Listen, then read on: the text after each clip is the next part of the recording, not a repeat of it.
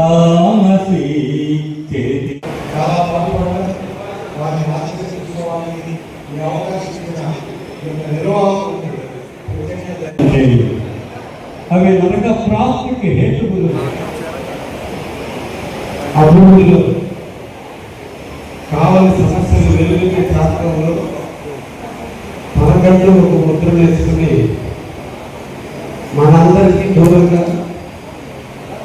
కేవలం లోకాలకు వెళ్ళిన సోదర సమానులు ఉల్లేటి నాగేశ్వరరావు గారి ఆత్మకు శాంతి చేకూరాలని, వారి పవిత్రమైన ఆత్మ ఎప్పుడు కావాలో సహకరిస్తూనే ఉంటుందని, ఆ కుటుంబానికి ప్రగాఢమైన సానుభూతిని, ఆ కుటుంబానికి మనోధైర్యాన్ని అందించాలని ఆ దేవుడిని కోరుకుంటూ, ఈ కావలి గడ్డ ఒక ధృవతారను కోల్పోయింది.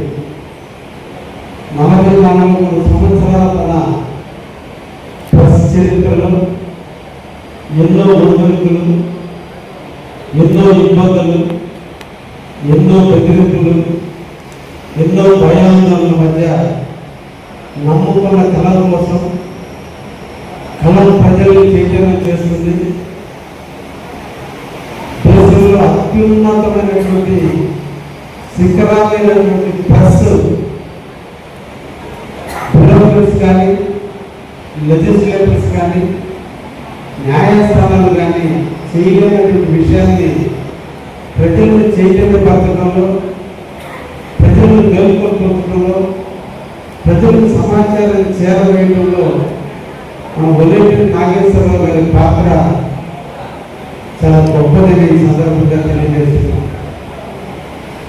వార్త కనుగొనకపోయినా, ఉదయం కనుగొనకపోయినా, కావలిలో వార్త అంటే నాగేశ్వరరావు, నార్త్ అంటే నాగేశ్వరరావు గారి పేరు వార్త.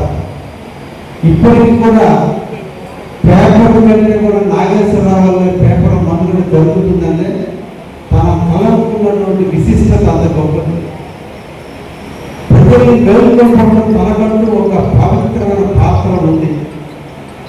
అందరి వారిగా ఉన్నా, అందరితో కలిసి మెలిసి పలకరిస్తున్నా, అందరితో చిరునవ్వులు చింతిస్తున్నా, కలం రాత దగ్గరకు వచ్చేదానికి తను రాయాలనుకుంది, తను ప్రజలకి తెలియాలనుకుంది, నిరంతరం చేరవేస్తూ ఎవరు మనసును నొచ్చుకున్నా మళ్ళా నవ్వించి మెప్పించి ఇంకొకసారి దానికి అనుకూలంగా రాష్ట్రాలు అంటూనే తన గణాన్ని ఎప్పుడు కూడా ప్రజలకి అందించేటువంటి వ్యక్తి ఉల్లేటి నాగేశ్వరరావు. ఈరోజు కాలంలో ఉన్నటువంటి పత్రికా విలేకరులందరికీ కూడా తన వీలైనంత వరకు చెవులుగా ఉంటూ రాతలో రాసే తప్పులు దొరికినప్పుడల్లా చైతన్యపరుస్తూ అందరికీ కూడా గురువు అయ్యాడు. రాజకీయ నాయకులకు అందరికీ సలహాదారులుగా మారాడు. మా నాగేశ్వరరావు అనుకున్నారే తప్ప ఏ ఒక్కరిని నొప్పించకుండా తన కళాన్ని ముందుకు తీసుకుపోయినటువంటి వ్యక్తి మనందరినీ వదిలి ప్రజా శ్రేయస్సులో నిరంతరం